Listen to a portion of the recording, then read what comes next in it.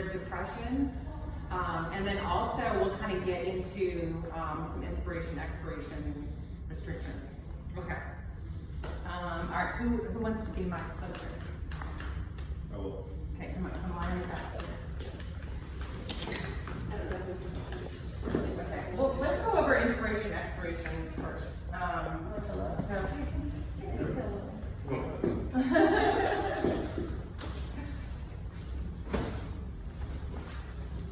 okay. Okay, let me take your glasses. Okay, so I'm gonna come look at his rib cage. And first you want to look at the positioning of it. Okay, so I kind of have my hands like so. And I'm gonna close my eyes so I can see better what's going on here. So I'm looking at the positioning of the lower anterior rib cage, and then also feeling for the excursion of how it's moving up and down. So.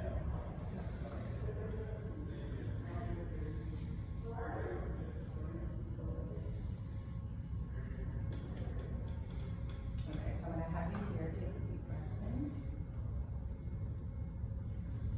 And breathe out.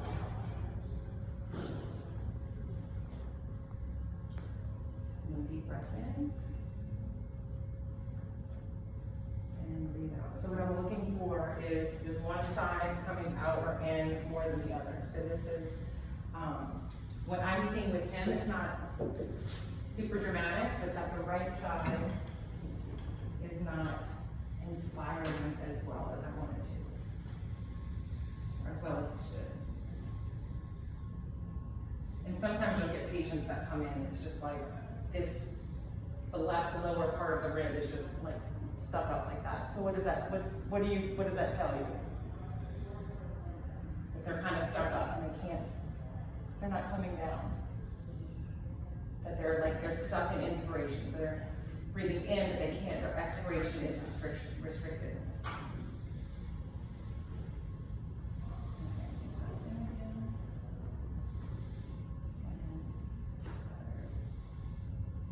So he's not expiring very well.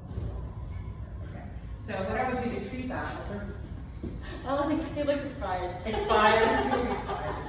What'll be interesting though is once we do the sample, is to go around like everybody and kind of let's figure out who's stuck and who's not, because some people are going to be more prominent than others. If we find a good one, we'll get everybody to go check it out. Okay, so lie on your left side. So this is the technique I would do for that. He's not expiring as well as he should. So there's a couple of different ways. There's a muscle energy technique that involves inspiration and expiration. But if they're really stuck up, and this is what I did with Tyron. He was very inspired on one side.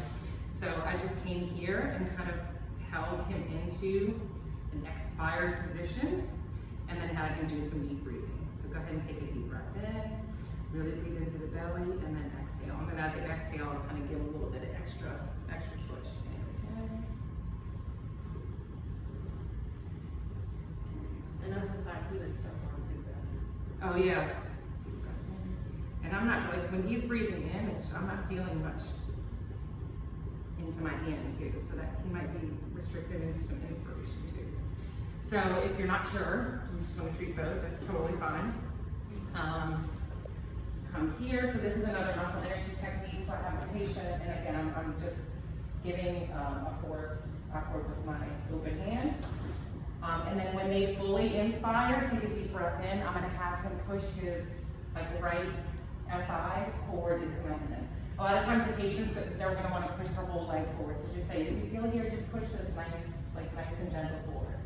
So go ahead and take a deep breath in. Hold that, push the hip nice and forward, hold, and then breathe out. And then let it all go.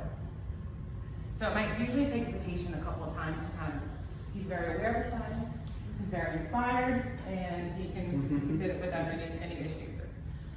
So just to review again, deep breath in, hold that, push the hip forward, hold that hip forward, I kind of walk over here, and then breathe out, holding that hip forward at the same time.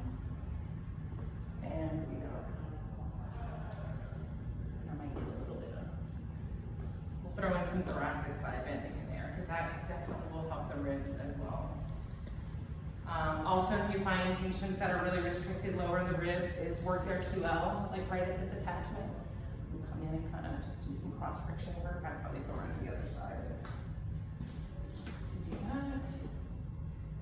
Is that tender there? Yeah, hold on. Just kind of hang out there for a little bit. Okay, so let's practice that. Inspiration, expiration, just visualizing it with your eyes, and then we'll treat the side that's more restricted.